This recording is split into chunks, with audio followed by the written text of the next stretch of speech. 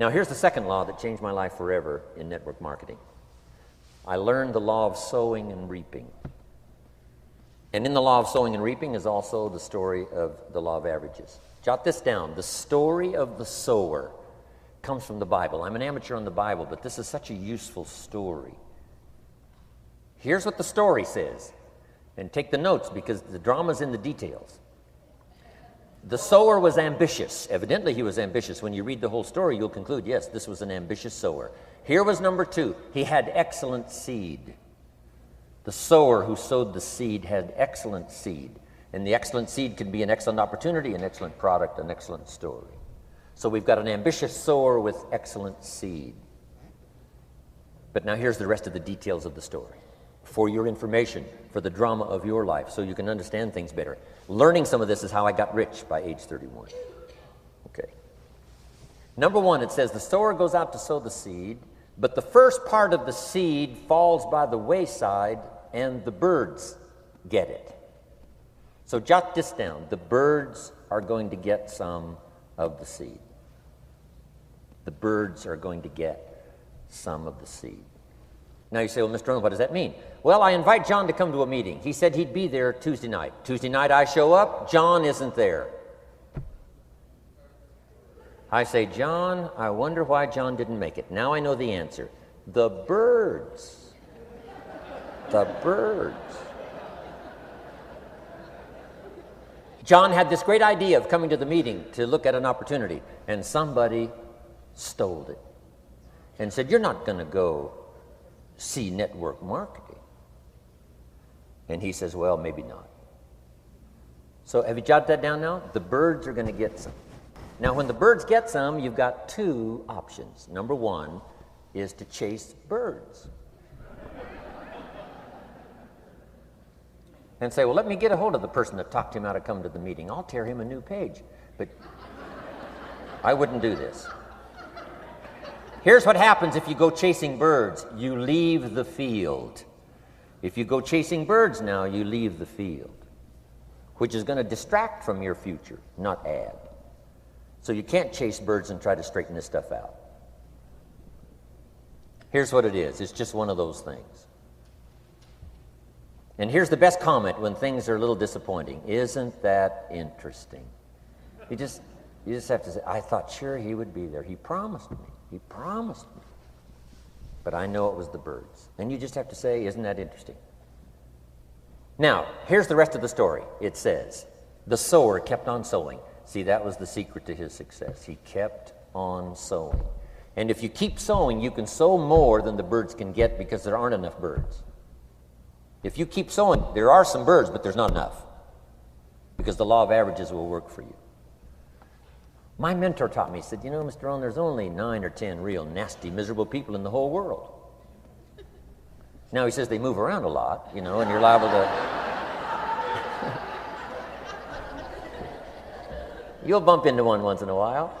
But when you bump into one, you say, there's only 9 more like you. I can handle that in the whole world. Okay.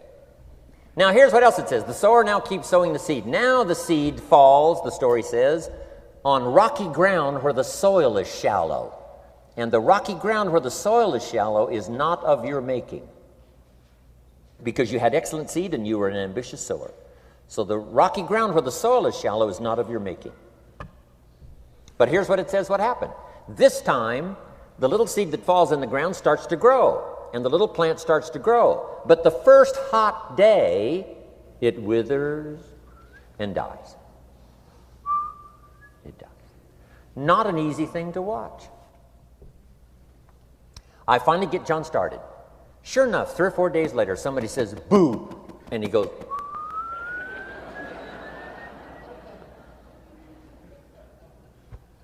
he's gone. Doesn't show up at the second meeting.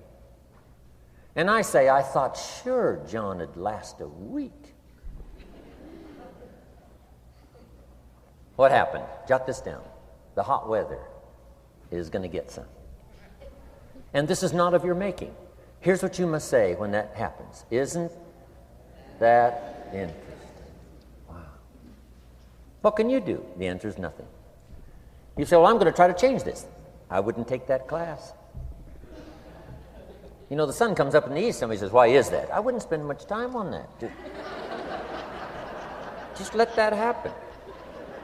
Don't go for this why stuff. I'm giving you the answers here. The answers is in the structure and the consequences and in the deal. The answer is in the deal. Anything beyond that is not worth study. You say, well, how come some just last a little while? I wouldn't sign up for that class. Here's the answer. Some don't stay. You just have to jot that down. And when some leaves, you say, that's one of those that don't stay. Now you know what category to put them in. And you can't solve this now. You can't. It's like rearranging the seasons. You can't fool with that. All you can do is cooperate with the way things are set up. I didn't set it up. You say, well, it shouldn't be this way. Well, when you get your own planet, you can rearrange this whole deal. But on this planet, you're a guest. You got to take it as it comes. Now, here was the secret to the ambitious sower with good seed. It said he kept on sowing. Now, here's what he had to do to keep on sowing. He had to discipline his disappointment. This is a key phrase now to use the rest of your life. You must learn to discipline your disappointment, because you didn't set up the setup, and some are not going to stay, and that is not of your making. Now, if you made gross errors and you ran them off, see, that'd be different. Now, you're responsible for that. But if it's in the normal course of things, this is the way things are. Now, here's what it says. The sower keeps on sowing. Now it says the seed falls on thorny ground. And somebody says, well, how much of this do you have to go through? Well, hang on. It's not the end of the story now. Now the little seed falls on thorny ground. And now the little plant starts to grow again. But as the little plant starts to grow, the thorns choke it to death. And it dies. So jot this down. The thorns are going to get some. And that's not of your making. And what are these thorns? The story even called these little thorns, little cares, little distractions, little somethings. Who knows what all they are? I say, John, we had a meeting last night. You weren't here. John says, well, I can't make every meeting. I say, why not? You're part-time. He said, well, the screen door came off the hinges. And you just can't let your house fall apart. You got to take some time and fix things up. And I can hear the thorns going,